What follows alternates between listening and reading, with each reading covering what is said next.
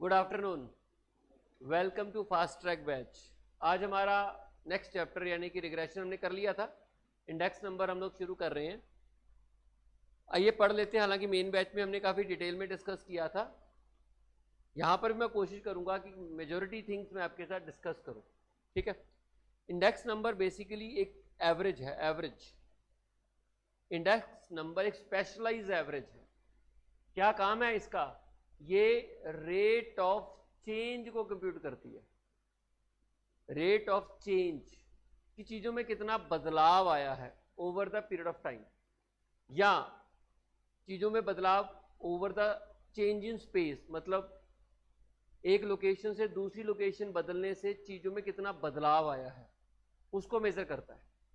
अब आपके मन में सवाल आएगा कि सर रेट ऑफ चेंज तो ज्योमेट्रिक मीन भी वैसे तो आपके मन में आएगा ही नहीं, पर मैं बोल देता हूं कि आप बोलोगे आपने तो ज्योमेट्रिक मीन में भी यही बात बोली थी कि ज्योमेट्रिक मीन भी रेट ऑफ चेंज को कंप्यूट करता है, तो ये भी रेट ऑफ चेंज को कंप्यूट कर रहा है। तो सर दो मेथड्स क्यों है रेट ऑफ चेंज को कंप्यूट करने के लिए? जो ज्योमेट्रिक मीन है वो एनुअल रेट देता है आपको कि चीजें एनुअली कितनी बदल रही हैं और समय के साथ कितनी बदल रही हैं। ये एनुअल नहीं होता, ये ओवरऑल चेंज है। मतलब एक डाटा आपके पास आज का है, एक डाटा 10 साल बाद का है, तो 10 सालों में ओवरऑल कितना चेंज आया इंडेक्स नंबर उसको बता देगा। इंडेक्स नंबर कभी एनुअल चेंज को नहीं बताएगा। दूसरा ज्योमेट्रिक मीन और इसमें अंतर है कि ज्योमेट्रिक मीन समय चेंज होने की वजह से जो चेंज हो रहा है उसको स्टडी करता है, और इंडेक्स नंबर किसी भी कारण से अगर चेंज हो रहा है, कोई भी कारण हो, एनी रीजन जिसकी वजह से हम चेंज कंप्यूट कर रहे हैं, इंडेक्स नंबर यहां पर उसको कैलकुलेट कर देता है। ठीक है। तो index number is a specialise average design to measure the change in a variable. Variable में कितना चेंज है, और ग्रुप ऑफ रिलेटेड वेरिएबल, यानी कि एक वेरिएबल के चेंज को भी मेजर कर देता है, और ग्रुप ऑफ रिलेटेड वेरिएबल यानी कि एक से ज्यादा वेरिएबल ग्रुप, उसमें बदलाव कितना आया उसको भी चेंज कर देता है।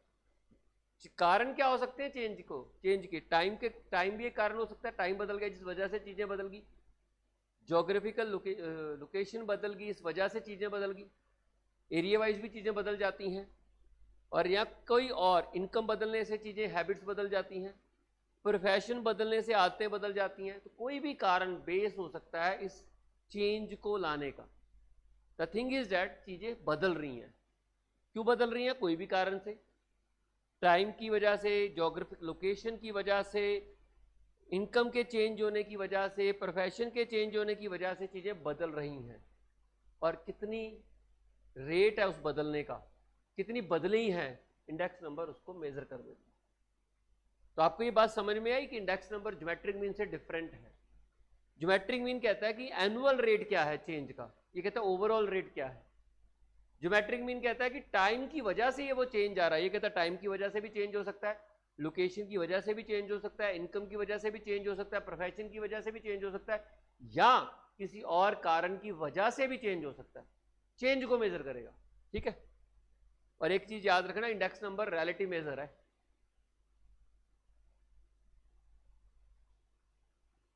रिलेटिव मेजर का मतलब इंडिपेंडेंट ऑफ यूनिट, इसका कोई एब्सोल्यूट मेजर नहीं है। नहीं तो अक्सर क्या होता है, एब्सोल्यूट होते हैं ना, डिस्पर्शन में एब्सोल्यूट थे, कोरिलेशन में एब्सोल्यूट था, लेकिन इंडेक्स नंबर में कोई भी आपका एब्सोल्यूट मेजर नहीं है, ये एक रिलेटिव मेजर, इसलिए तो परसेंटेज में होता है ये। इंडेक्स नंबर 103%, 110%, 120%, तो इसलिए ये रिलेटिव मेजर है। इंडेक्स नंबर एवरेज है और परसेंटेज में एक्सप्रेस होती है, ये मैंने आपको बता दिया। Index number is nothing more than relative number. Index number एक रिलेटिव नंबर है, और relative which expresses the relationship between two figures.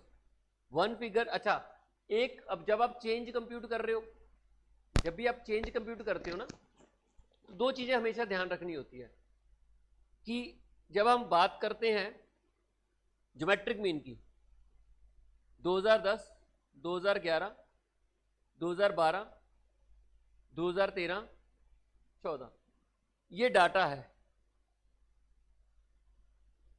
हम इस ईयर को इस ईयर के साथ कंपेयर करेंगे। ज्योमेट्रिक मीन में क्या होता है, कंपैरिजन तो ऐसे ही होता है, बट जो आंसर आता है वो एनुअल आ जाता है। Annual rate change.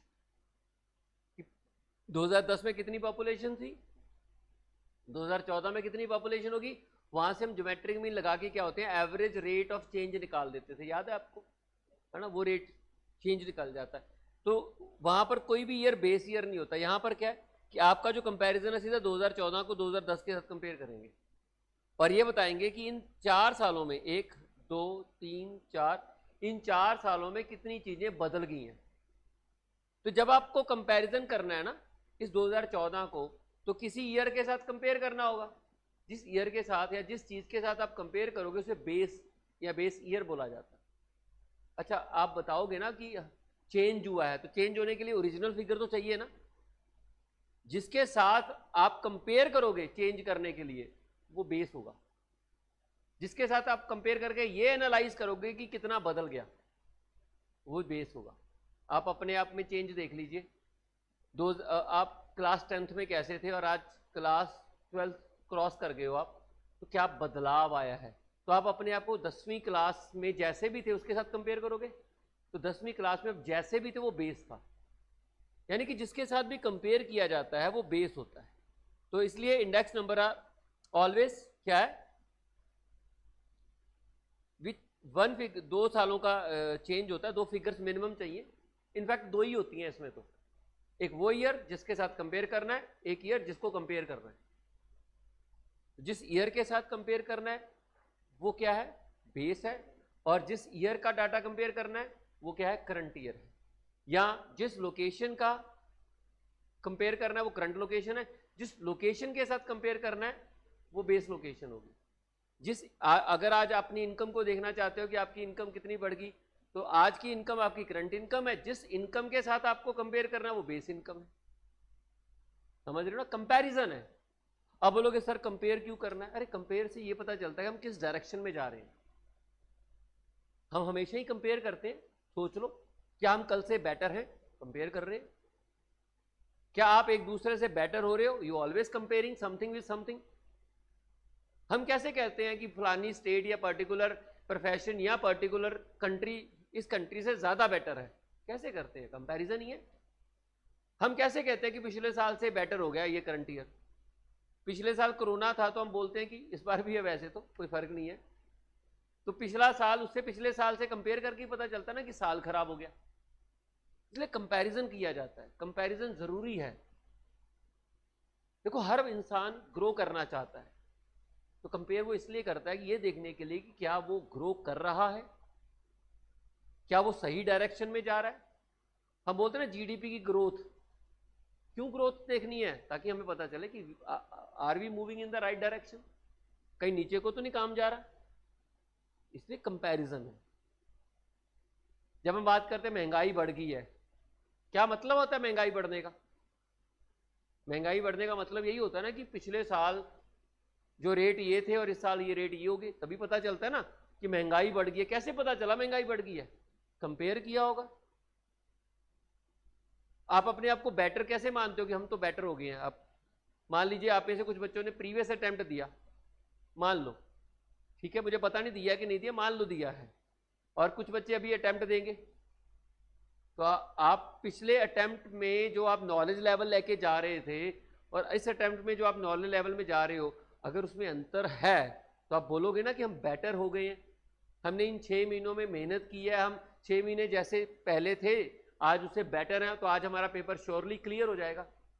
कैसे पता चला कि आप बेटर हो गए हो, आपको ऐसे ही पता चला ना कि आपने जब अपने आप को कंपेयर किया। तो comparison is always there, unavoidable चीज है। कंपेयर तो हम करते ही, सबकॉन्शियस माइंड में भी हम कंपेयर ही कर रहे हैं, कंपैरिजन रहता है, हम अपने आप को भी कंपेयर करते रहते हैं।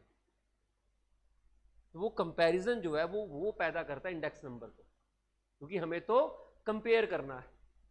और कोई तो टूल होना चाहिए ना, वो कंपैरिजन करके बता दे कितना चेंज हुआ है, कोई तरीका होना चाहिए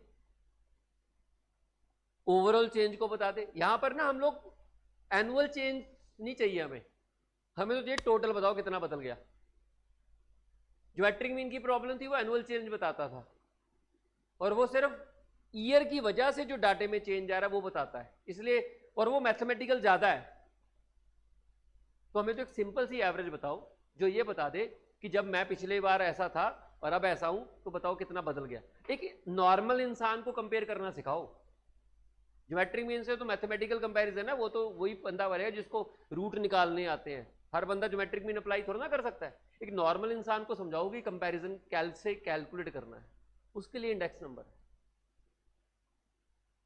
ठीक है, क्लियर। और आपने सुना होगा इन्फ्लेशन है ना, सुनिए ना, वो इंडेक्स नंबर है बेसिकली। हर बंदा बोलता है महंगाई बढ़ गई, इन्फ्लेशन होगी। आपको इंडेक्स नंबर नहीं पता पर इन्फ्लेशन पता है। बेसिकली वो क्या है, इंडेक्स नंबर। जब हमारे पेरेंट्स बोलते हैं जीना बड़ा मुश्किल हो गया, फिर तनख्वाह का कुछ बनता ही नहीं है, तनख्वाह से कुछ बनता ही नहीं है।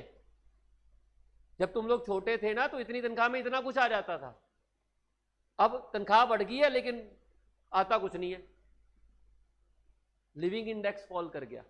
वो भी बेसिकली कंपेयर कर रहे हैं, बट मैथ का डाटा नहीं है उनके पास अपने लेवल पे। तो वो भी बता रहे हैं ना कि पहले 100 रुपए की तनख्वाह होती थी, इतनी चीजें आती थी, फिर 1000 की होगी, अब इतनी आ रही हैं।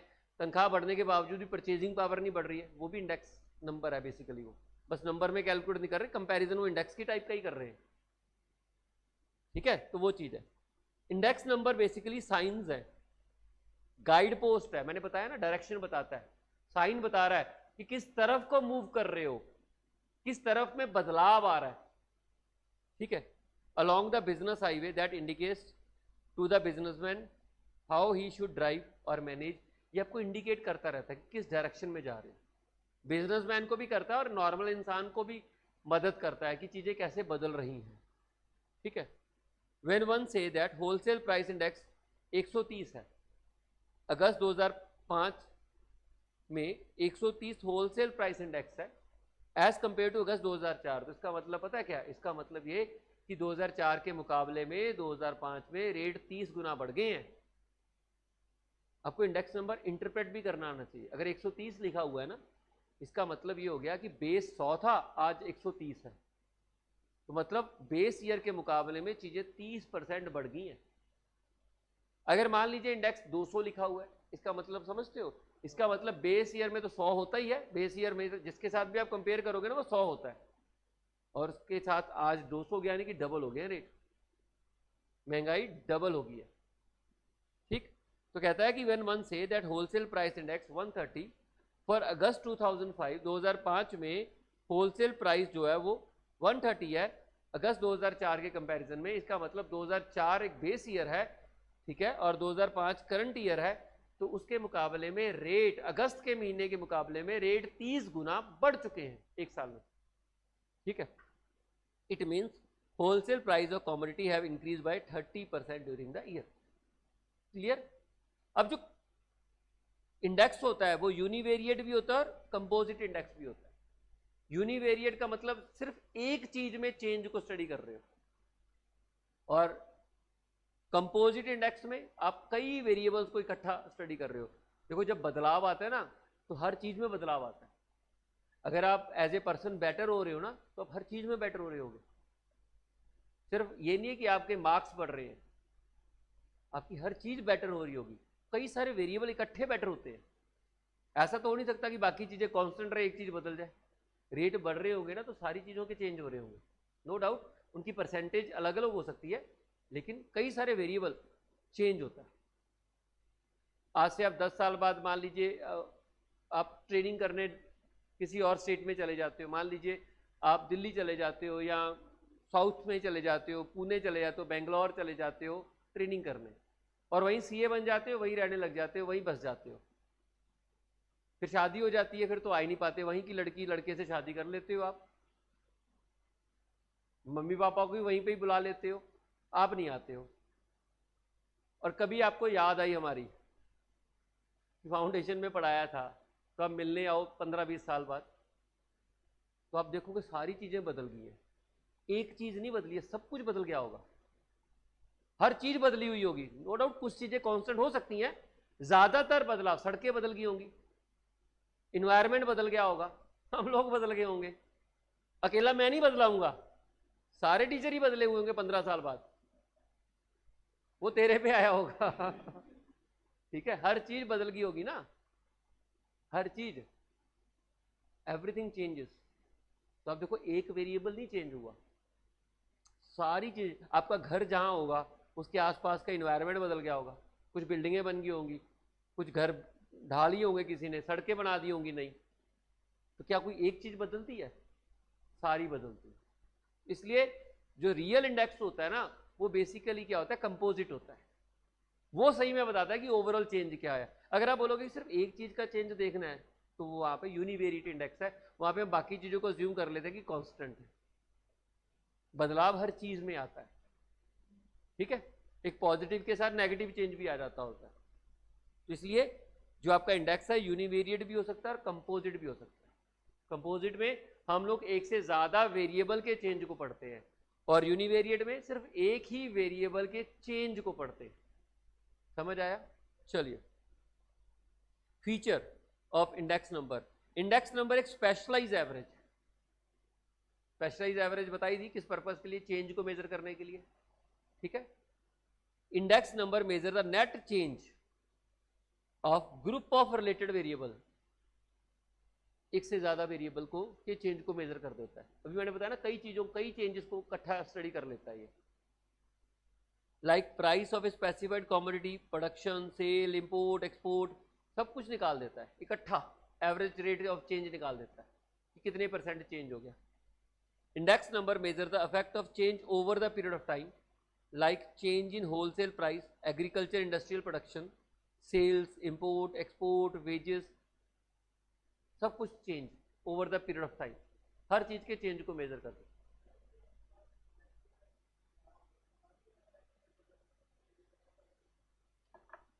इंडेक्स नंबर निकालने के लिए आपको क्वांटिटेटिव डाटे की जरूरत पड़ेगी। क्वालिटेटिव डाटे से इंडेक्स नहीं निकाल पाओगे, क्वालिटेटिव डाटे में चेंज ही नहीं मेजर कर पाओगे, ठीक है। आपकी पर्सनैलिटी बेटर होगी है, मान लो, मानने में क्या जाता है ना, कि जैसी थी अभी भी अच्छी है, कोई माड़ी नहीं है, लेकिन और बेटर होगी है, ये भी मान लेते हैं, ठीक है। तो बताओ जरा उसको कैसे मेजर करोगे? आप जिस चीज को नंबर में नहीं एक्सप्रेस कर सकते, उस चीज में, उस चीज को आप इंडेक्स में मेजर नहीं कर सकते। ये तो लिमिटेशन है इसकी, कि सिर्फ क्वांटिटेटिव मेजरमेंट ही यहां पर मेजर हो सकता है, क्वालिटेटिव मेजरमेंट को आप यहां पे स्टडी नहीं कर सकते। क्वालिटेटिव में चेंज आ रहा है तो भाई आप उसे चेंज नहीं कर सकते, मेजर नहीं कर सकते, आप नंबर भी नहीं दे सकते उसको। हाँ, अब एक काम करो, अपनी क्वालिटीज को नंबर दो कि आज आपके अंदर कितनी क्वालिटीज हैं, उनकी नंबरिंग कर दो किसी तरीके से, और आज से 5 साल बाद उनकी है। Rank correlation is something else. Rank नहीं देने, आपको नंबर देने हैं, तभी ग्रोथ पता चलेगा ना। रैंक तो 1 2 3 4 1 2 3 4 ही रहेंगे, 4 3 2 1 हो सकता है, पर रैंक में ग्रोथ थोड़ा ना दिखेगी।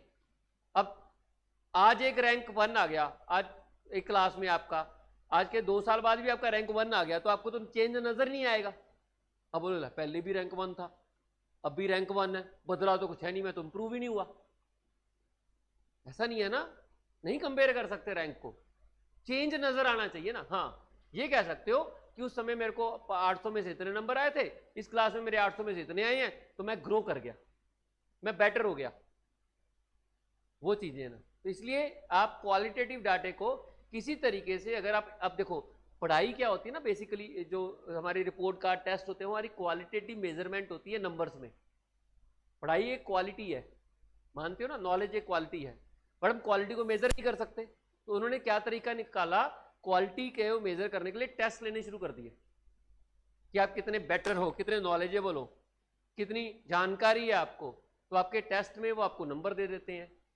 जब वो टेस्ट में नंबर देते हैं तो बेसिकली क्वालिटेटिव चीज को क्वांटिफाई कर रहे हैं वो, ठीक है। नंबर देके वो क्वांटिफाई, आईक्यू लेवल को बता रहे हैं ना भी इतना है तो क्वालिटी है ना। Intelligent, being an intelligent person, it is a quality, ठीक है।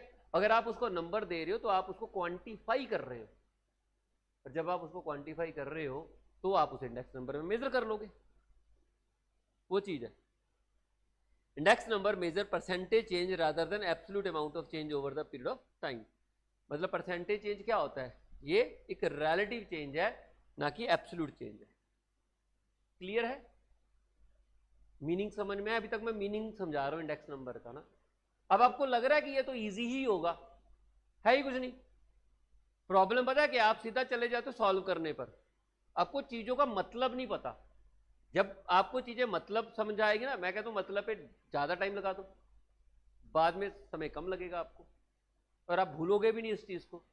और मैं आपको बताऊं, अगर आपको नहीं याद इंडेक्स कैसे निकालना है, तब भी आपको अगर ये पता चल जाए ना, याद आ जाए कि चेंज निकालना होता है, ये चेंज मेजर करता है, तो थोड़ा बहुत आप क्वेश्चन कर दोगे, और अगर इजी हुआ तो निकाल दोगे।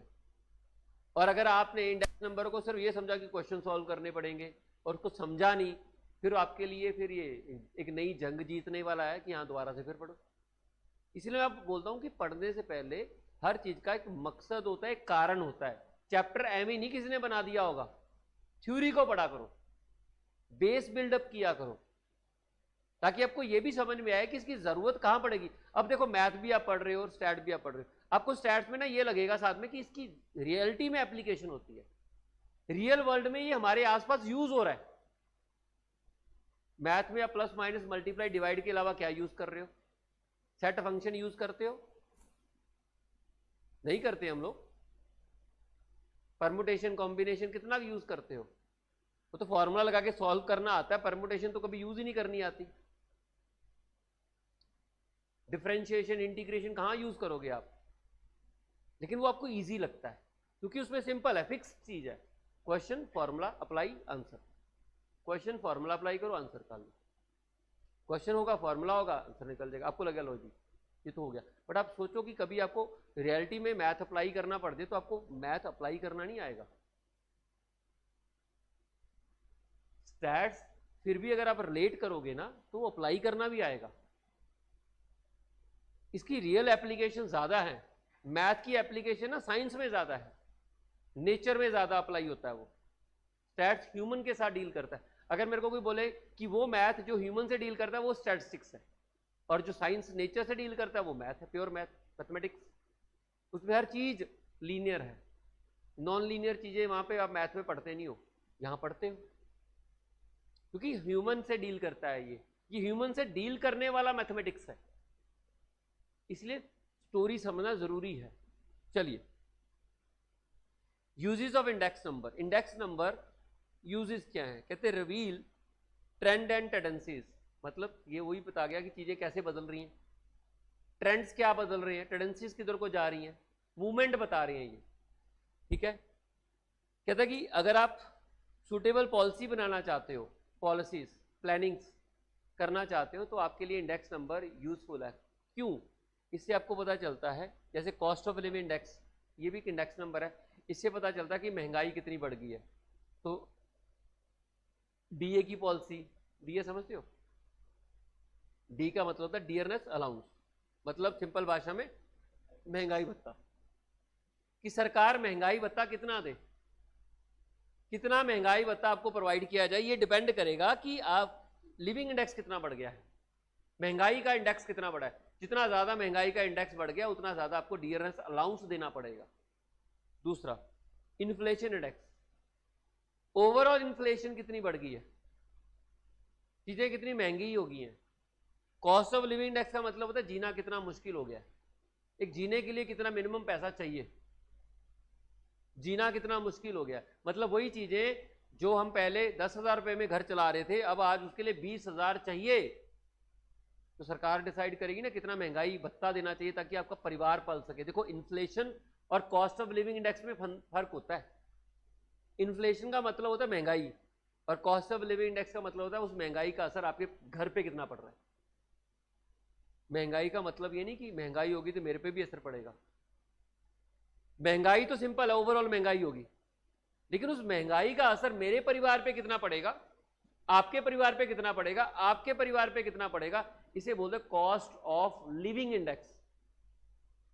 इन्फ्लेशन तो हम सबके लिए कॉमन है, महंगाई की बात करें हम बोलेंगे इन्फ्लेशन 15% है, सबके लिए 15% है, मेरे लिए भी इन्फ्लेशन 15%, इनके लिए भी, इनके लिए भी, इनके लिए भी, सबके लिए इन्फ्लेशन क्या है 15% है। लेकिन उस इन्फ्लेशन का असर मेरे घर पे अलग पड़ेगा, इनके घर पे अलग पड़ेगा, इनके घर पे अलग पड़ेगा, उनके घर पे अलग पड़ेगा, उसे बोलते हैं कॉस्ट ऑफ लिविंग इंडेक्स। अब बोलोगे सर ऐसे कैसे, महंगाई का तो असर सब पे बराबर पड़ना चाहिए। नहीं, आप पिज्जा ज्यादा खाते हो, पिज्जे पे महंगाई का असर ज्यादा होता है, मैं नहीं खाता, तो महंगाई का असर आपके घर पे ज्यादा पड़ गया, मेरे पे नहीं पड़ा। पिज्जा तो महंगा हो गया लेकिन उसका असर मेरे पे नहीं ना पड़ा, मैं क्योंकि पिज्जा खाता ही नहीं, तो मेरे घर के बजट के ऊपर पिज्जे का महंगाई का असर नहीं हुआ। आप लोग खाते हो तो आपके ऊपर असर पड़ गया। मैं बाजार से चीजें कम खरीदता हूं, आप ज्यादा खरीदते हो, और महंगाई का असर बाजार की चीजों में ज्यादा होता है। हम लोग तो घर पे, हमारे साथ ही जमीन है, वहीं पे हम लोग फसल उगाते हैं, वही कंज्यूम करते हैं, तो हम तो बाजार से खरीदते ही नहीं, कम खरीदते हैं।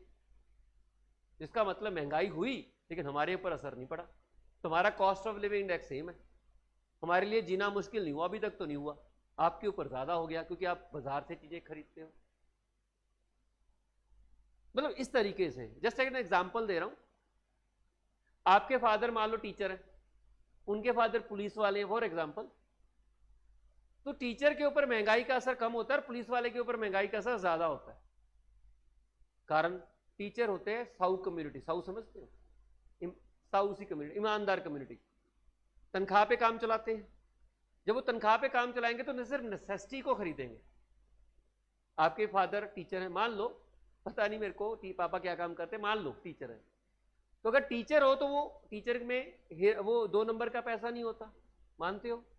अगर आप गवर्नमेंट टीचर भी हो और अगर आप प्राइवेट टीचर भी हो, ज्यादा से ज्यादा 2 नंबर का प्राइवेट ट्यूशन पढ़ा के कमा लोगे, कितना कमा लोगे?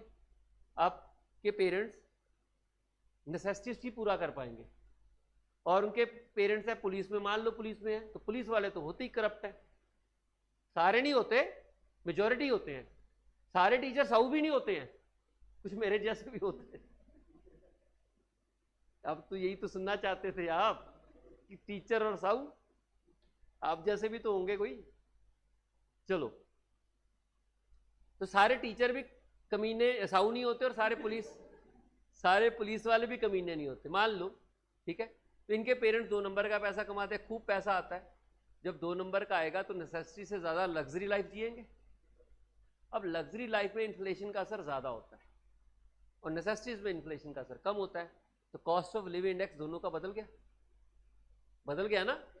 इसलिए घर के ऊपर इन्फ्लेशन का असर कितना पड़ता है, ये डिपेंड करता है कि आप कैसे परिवार में रह रहे हो, आपके फादर की जॉब्स क्या हैं, और आपकी रेजिडेंस कहाँ पे, रूरल एरिया में रह रहे हो, अर्बन में रह रहे हो, अर्बन भी किस टाइप के अर्बन में रह रहे हो, तो उसके हिसाब से आपका cost of living index decide होता है।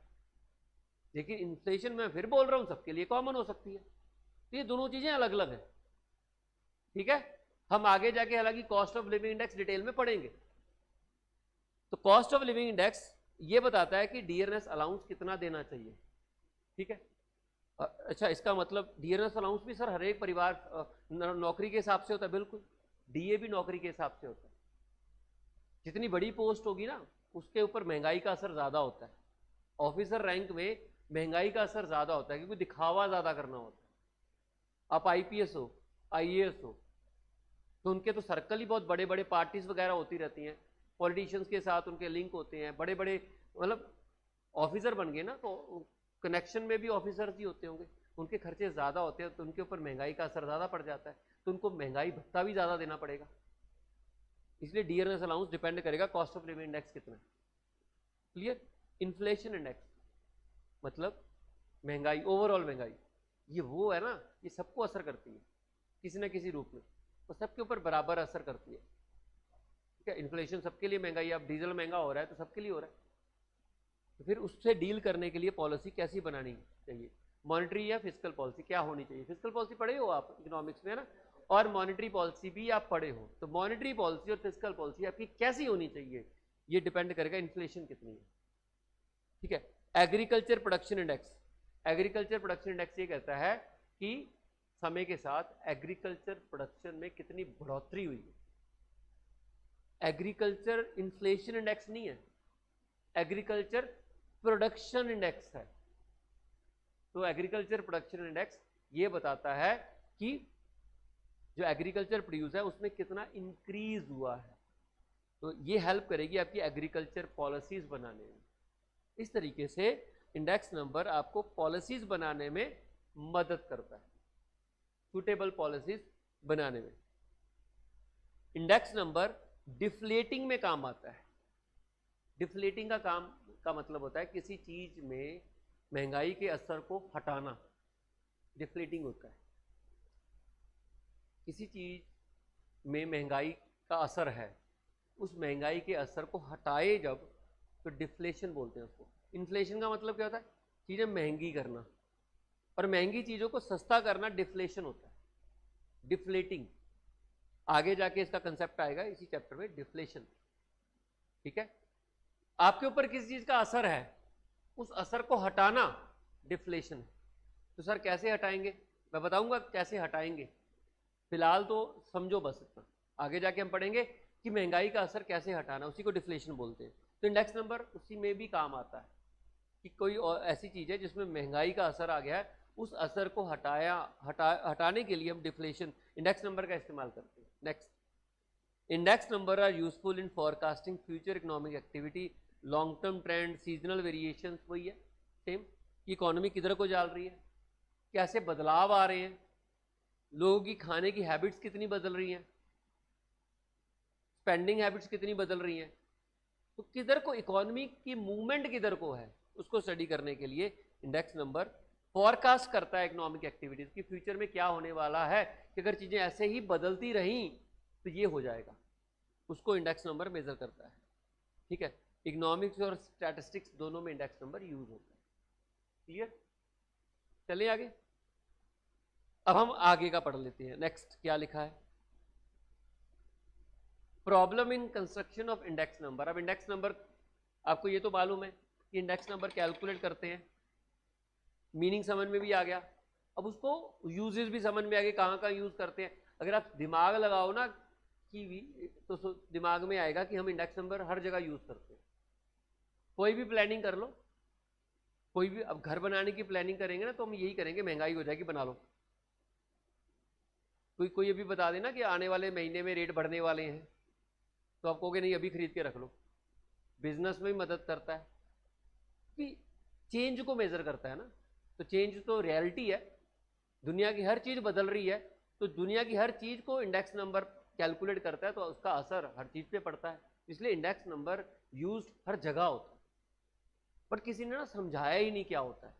एक निकालना बता दिया कि प्राइस इंडेक्स निकाल दो लो, लेकिन इन रियलिटी हर जगह यूज हो रहा है। अब उसको इंडेक्स नंबर कैलकुलेट करने में प्रॉब्लम्स क्या आती है, कुछ तो प्रॉब्लम्स भी आती होंगी कि इंडेक्स नंबर में प्रॉब्लम्स क्या आती है। पहला, ये डिसाइड करना कि कौन सा इंडेक्स कैलकुलेट करना है नॉर्मल पर्सन के लिए। ये डिसाइड करना कि इंडेक्स नंबर मेजर करने जा रहे हो कौन सा, किस चीज का चेंज कैलकुलेट करना है। हजारों चीजें बदल रही हैं, you have to decide.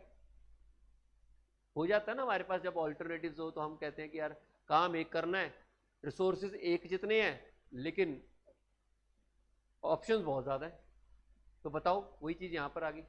Price index हर चीज के चेंज को निकाल देता है, सॉरी इंडेक्स, अगर तो आपके दिमाग में होगी प्राइस के चेंज को निकालना है फिर तो बात ही खत्म।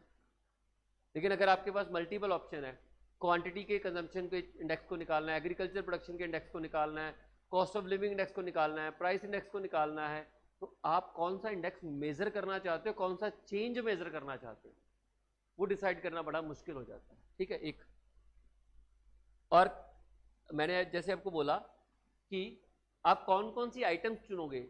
अब मान लो आपने प्राइस इंडेक्स निकालना है। प्राइस इंडेक्स का मतलब होता है कि महंगाई को के चेंज को निकालना है, और महंगाई के चेंज को आप कौन कौन सी कॉमोडिटीज का, अब सारी कॉमोडिटीज के रेट को चेंज को तो नहीं कंपेयर कर सकते, इन्फिनिटी कॉमोडिटी हमारी दुनिया में, कि हर एक को उठा लोगे।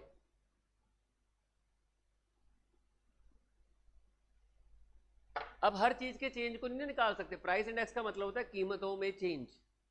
बेस ईयर में चीजों की कीमतें क्या थी और करंट ईयर में चीजों की कीमतें क्या है,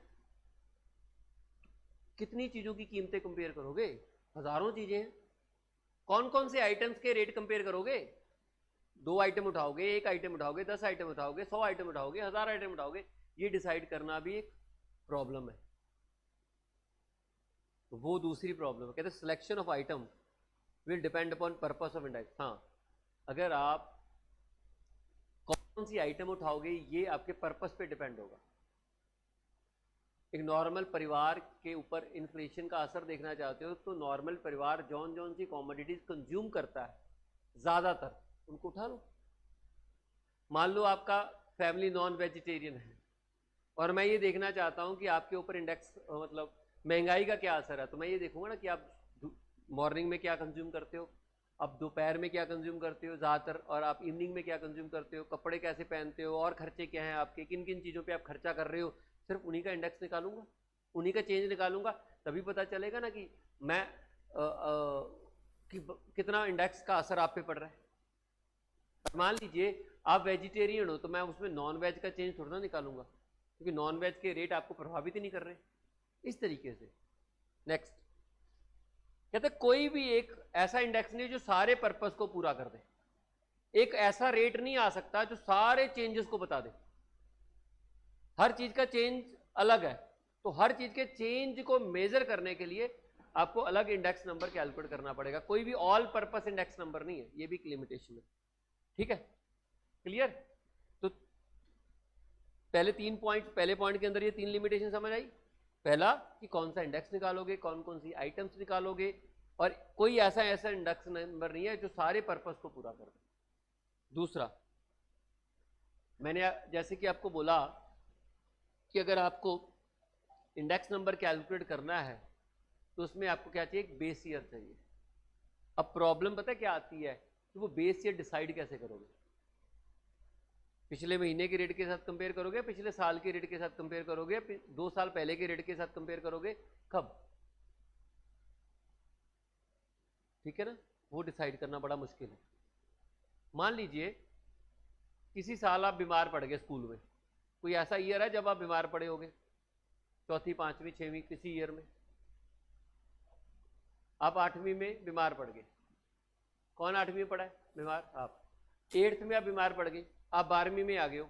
अब 8th में जब आप बीमार पड़े तो आपके ऑन एन एवरेज मार्क्स कम आए होंगे, है ना? कुछ। अब 12वीं में आप नॉर्मल है तो आपके नॉर्मल आ गए। जब आपने 8वीं के साथ अपने मार्क्स कंपेयर किए तो बड़े खुश हो गए, बड़ी इंप्रूवमेंट होगी। पर ऐसा है नहीं है, क्योंकि आपने बेस ईयर गलत चुना है। आपने ऐसा ईयर ले लिया जहां पे नॉर्मल से लोअर थे रिजल्ट और आपको लगा कि हम बेटर हो गए हैं। ऐसा नहीं है ना, आपको ऐसा ईयर चुनना पड़ेगा जो नॉर्मल ईयर हो, तभी पता चलेगा। नॉर्मल के साथ नॉर्मल ईयर, +2 में जब आप हो आपके लिए वो ईयर नॉर्मल है, लेकिन जब आप जिस ईयर के साथ कंपेयर कर रहे हो वो ईयर एबनॉर्मल ईयर है, एक्सेप्शनल लो स्कोर वाला ईयर है, तो ऑटोमेटिकली आपको अपने आप को बेटर देखने को आएगा कि मैं इंप्रूव हो गया। तो किस ईयर के साथ आप कंपेयर करोगे, आपका बेस ईयर क्या होगा? मान लो आप किसी गरीब कंट्री के साथ अपने आप को कंपेयर करते रहो, खुश होते रहो, क्या बात है, क्या लाइफस्टाइल है।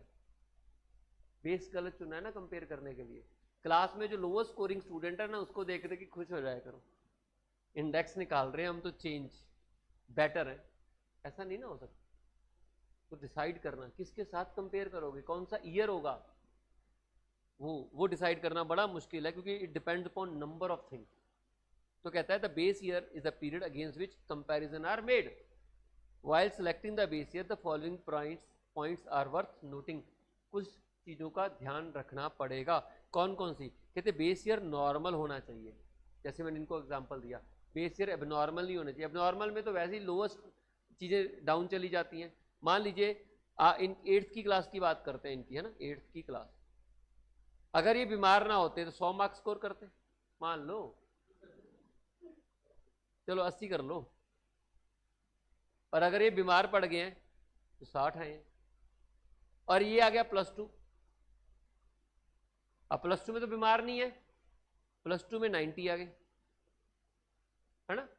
अब अगर आप इसको और इसको कंपेयर करोगे, इनको पता क्या लगेगा, 150% आ गया इंडेक्स नंबर, 50% ग्रो कर गए, है ना। क्यों? जब इन्होंने इसके साथ कंपेयर किया तो इनका देखो 50% कैसे आ गया ना, 150 आ गया इंडेक्स। बताऊंगा कैसे आया, आपको लगेगा 50% ग्रो करके, लेकिन इन रियलिटी 80 से 90 की तरफ गए हो, सिर्फ 10-12% ग्रोथ है, 12.5%। 80 से अगर आप 90 की तरफ जाओगे तो 12.5% की ग्रोथ है, लेकिन आप उसे 50% देख रहे हो कि हम तो 50% बेटर हो गए, लेकिन वाकई में ही रेट जो ग्रोथ है वो 12.5% है। और आपकी गलती कहाँ हुई, आपने एक ऐसा ईयर चुन लिया जहां पे आप ठीक नहीं थे, अब नॉर्मल ईयर है। इसलिए जब भी आप कंपैरिजन करो ना, हमेशा नॉर्मल ईयर के साथ करो। वही लिखा है, the base year should be normal, it should be free from abnormalities like earthquake ना आया हो, अब अर्थक्वेक का मतलब वही हो गया ना, आपकी शरीर में अर्थक्वेक आने का मतलब बीमार पड़ गए। अगर बिजनेस इकोनॉमी के पॉइंट ऑफ व्यू पे बात करोगे तो इकोनॉमी बीमार पड़ रही है मतलब अर्थक्वेक आ गया। ये सारे वही है, फ्लड बीमारी के निशानियां, वॉर्म्स, बूम, डिप्रेशन। बूम आ गया तो बेटर होगा। कोई ऐसा ईयर है जिस ईयर में आपको पेपर ही मिल गए हो, पास होने वाले पेपर होने वाले, मान लो मिल गए और आप 100/100 स्कोर करके बैठे हो। मान लो 9वीं में इनके साथ ये हुआ कि इनको सारे पेपर पता लग गए और इन्होंने 100/100 स्कोर कर लिया और 12वीं में आ गया 80, तो बड़ा डीमोटिवेट हो गया।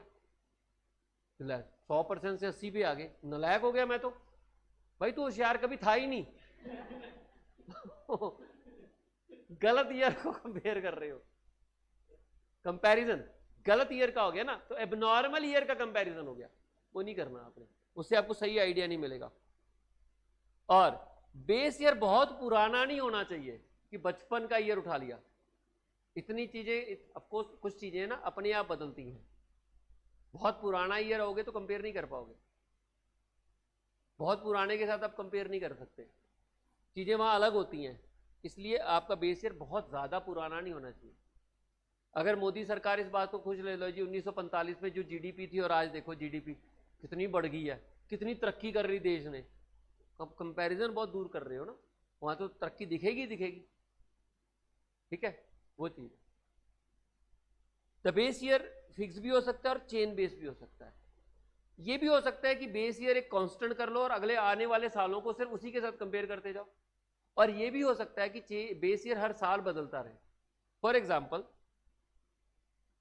2010 है या 2011, 2012, 2013, 2014,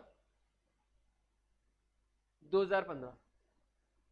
ऐसे भी हो सकता है कि 2011 के लिए आप 2010 बेस ईयर ले लो, 2012 के लिए 2011 ले लो, 2013 के लिए 2012 का डाटा बेस ईयर ले लो, 2014 के लिए 2013 का बेस ईयर डाटा ले लो, 2015 के लिए अगेन 2014 का ले लो। इसे बोलते हैं चेन बेस इंडेक्स। चेन बन रही है, इंडेक्स चेंज करते जा रहे हो। और अगर मान लो अब 2015 के लिए सिर्फ 2011 का ही डाटा ले रहे हो, 2010 के लिए 11 के लिए भी 2010 को बेस ईयर ले रहे हो, 2012 के लिए भी 2010 को बेस ले रहे हो, 2013 के लिए भी 2010 को बेस ईयर ले रहे हो, 2014 के लिए भी 2010 को ले रहे हो, 2015 के लिए भी 2010 को ले रहे हो। इसे बोलते हैं फिक्स बेस इंडेक्स, कि बेस फिक्स कर दिया। और चेन बेस्ड इंडेक्स का मतलब आप अपने बेस ईयर को साथ के साथ चेंज कर रहे हो। तो कोई भी चीज हो सकती है, ये डिपेंड करता है कि आपको फिक्स बेस इंडेक्स निकालना है या चेन बेस इंडेक्स निकालना है। ठीक है, नेक्स्ट है दूसरी। ये पहली प्रॉब्लम समझ आई कि कौन सा इंडेक्स निकालना है, कितनी आइटम्स का निकालना है, वो सब। कोई भी एक ऐसा इंडेक्स नहीं है जो सारे पर्पस को पूरा कर दे। दूसरा, बेस ईयर सिलेक्शन में प्रॉब्लम्स है कि बेस ईयर नॉर्मल होना चाहिए, ज़्यादा दूर का नहीं होना चाहिए, अब नॉर्मेलिटीज ना हो। और जो बेस ईयर ले रहे हो वो चेन बेस भी हो सकता है और फिक्स बेस भी हो सकता है। दूसरी प्रॉब्लम इंडेक्स नंबर में यही। तीसरा वही आ गया, नंबर ऑफ आइटम्स जिसका इंडेक्स निकालना है, वो डिसाइड करना बड़ा मुश्किल है। ठीक है, what should be the number and quality of item, क्योंकि नंबर और क्वालिटी भी रेट को प्रभावित कर देती है। कई बार पता क्या होता है कि आप एक सेब उठाते हो उसका रेट अलग है और एक दूसरा सेब उठाते हो उसका रेट कम होता है, क्वालिटी का अंतर है। तो कंपैरिजन सेम क्वालिटी का होना चाहिए। अगर आप लोअर क्वालिटी के साथ बेटर क्वालिटी को कंपेयर कर रहे हो तो वो तो आज ही उसमें आपको इन्फ्लेशन दिख जाएगा, पिछले साल का डाटा लेने की जरूरत ही नहीं है, क्वालिटी की वजह से अंतर है। ठीक है, कहते हैं what should be the number of item, quality of item to be included in index depend upon the purpose for which index is constructed. तो आप किस पर्पस के लिए इंडेक्स निकाल रहे हो उस पर ये डिपेंड होगा। तो वो नंबर ऑफ आइटम डिसाइड करना भी एक प्रॉब्लम है। अब कीमतें, एक ही चीज की हजारों तो कीमतें हैं, सेम चीज आपको अलग अलग दुकानों में अलग अलग रेट। मान लो आप इन्फ्लेशन मेजर करना चाहते हो, महंगाई मेजर करना चाहते हो, महंगाई के लिए आपको चीजों की कीमतें चाहिए। वो कीमतें होलसेल प्राइस होंगी, वो रिटेल प्राइसेस होंगी। रिटेल प्राइस भी शहर वाइज बदल जाती हैं और दुकान टू दुकान, शॉप टू शॉप बदल जाती हैं। होलसेल प्राइस भी बदल जाते हैं। मैन्युफैक्चर के प्राइस चाहिए तो कौन सा प्राइस चाहिए ये डिसाइड करना भी बड़ा मुश्किल है। ठीक है, आप स्कूल में भी पढ़ रहे हो और इंस्टीट्यूट पर भी पढ़ रहे हो, स्कूल वाले टीचर ने भी नंबर दिए और इंस्टीट्यूट वाले टीचर ने भी नंबर दिए, तो कंपैरिजन स्कूल वाले नंबर के साथ करूं या इंस्टीट्यूट वाले नंबर के साथ करूं, डिसाइड करना बड़ा मुश्किल है। वही चीज है कि प्राइस, अगर आप प्राइस इंडेक्स निकाल रहे हो, प्राइस का चेंज निकाल रहे हो, तो कौन सा प्राइस लो। कहते हैं after the selection item one should decide about the representative places from where the price quotation are to be obtained. कौन से प्लेस से आप प्राइस कोटेशन लोगे, ठीक है। तो वो चीज ढूंढना बड़ा, होलसेल प्राइस लोगे, रिटेल प्राइस लोगे, ये वो चीज निकालना भी बड़ा मुश्किल है, ठीक। वेट, वेटेज का मतलब होता है कि जहां पर हमें वेट देने की जरूरत होती है, अगर मान लो आपके पास मल्टीपल आइटम्स हैं, समटाइम ये होता है कि हर चीज इक्वल नहीं होती है। देखो अगर आप इन्फ्लेशन मेजर करना चाहते हो ना तो हर चीज बराबर है, लेकिन अगर आप असर देखना चाहते हो तो उसमें आइटम्स को हम लोग वेट असाइन करते हैं। हम पढ़ेंगे आगे जाके वेटेड इंडेक्स नंबर। तो वो जो आप आइटम्स को वेट असाइन करोगे, वो वेट कैसे डिसाइड करोगे। हो सकता है कि आपको ये वेट वाला पॉइंट ना क्लियर हो रहा हो, लेकिन आगे जाके आपको ये बात क्लियर हो जाएगी कि देखो मैंने आपको बोला कि इन्फ्लेशन को मेजर करने के लिए इंडेक्स नंबर है। मान लो किसी चीज को मेजर करने के लिए इंडेक्स नंबर है, मान लो महंगाई को मेजर करना है, इन्फ्लेशन आ गई, लेकिन उस महंगाई का असर आपके परिवार के ऊपर कितना पड़ता है उसको मेजर करने के लिए होता है कॉस्ट ऑफ लिविंग इंडेक्स। अब वहां पर हमें आइटम को वेट देना पड़ेगा, तो जाके पता चलेगा कि आपके फैमिली के ऊपर उसका असर कितना पड़ा है। आपकी फैमिली के वेट अलग होंगे, मेरी फैमिली के वेट अलग होंगे, इनकी फैमिली के वेट अलग होंगे। वेट का मतलब कितनी क्वांटिटीज आप कंज्यूम कर रहे हो। हमारे घर में ज्यादा क्वांटिटी कंज्यूम हो रही है तो इन्फ्लेशन का असर ज्यादा हो जाएगा, इनके घर में कम क्वांटिटी कंज्यूम हो रही है तो इनके घर में इन्फ्लेशन का असर कम होगा, ठीक है। वो चीज है। तो वेट देना, हम सबको बराबर ट्रीट नहीं कर सकते। डीजल का रेट बढ़ना और सब्जी के रेट बढ़ने में अंतर होता है, कपड़ों के रेट बढ़ने में अंतर होता है, कारें महंगी हो जाए रेट अंतर होता है। मान लो कार 10% बढ़ गई, सब्जी के रेट 10% बढ़ गए, डीजल के रेट 10% बढ़ गए, कपड़ों के रेट 10% बढ़ गए, सीमेंट के रेट 10% बढ़ गए, ऑल आर नॉट इक्वल, इनका असर अलग अलग है। इसलिए जब हम इंडेक्स, सही इंडेक्स निकालते हैं ना तो इनको वेट देते हैं, किसका असर कितना पड़ेगा। उसके बाद जब आप इंडेक्स निकालते हो तो वहां पर ना एवरेज लेनी पड़ती है। आप कौन सी एवरेज का इस्तेमाल करते हो इंडेक्स नंबर निकालने के लिए। दो कॉमन एवरेज होती है जो इंडेक्स नंबर निकालते समय हम यूज कर लेते हैं, एक ज्योमेट्रिक मीन यूज कर सकते हो, एक अर्थमेटिक मीन। हालांकि हम लोग यूज ज्योमेट्रिक मीन करते हैं, लेकिन बेस्ट आंसर लेने के लिए ज्योमेट्रिक मीन का यूज होना चाहिए। तो ये एवरेज डिसाइड करना भी बड़ा मुश्किल है।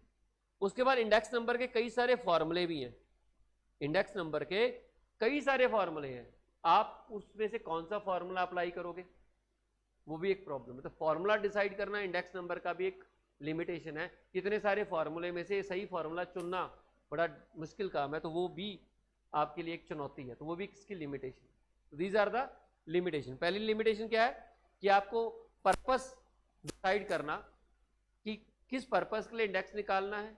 ऑल पर्पस इंडेक्स नहीं होता कोई भी, और फिर उसकी आइटम्स को चुनना बड़ा मुश्किल है, फिर बेस ईयर को सिलेक्ट करना थोड़ा मुश्किल है, नंबर ऑफ आइटम्स जिनको कंसीडर करके आप इंडेक्स निकालोगे, क्योंकि बहुत ऐसे तो है नहीं कि 10 आइटम्स हैं, इन्फिनिटी आइटम्स हैं। ये मैं प्राइस इंडेक्स के ऊपर बात कर रहा हूँ, ठीक है। उसके बाद प्राइस, अगर आप प्राइस इंडेक्स निकाल रहे हो तो कौन से prices, wholesale price, retail price, अगर रिटेल प्राइस भी ले रहे हो तो कौन से प्लेस का रिटेल प्राइस, वो अलग अलग जगह के ऊपर अलग अलग होते हैं।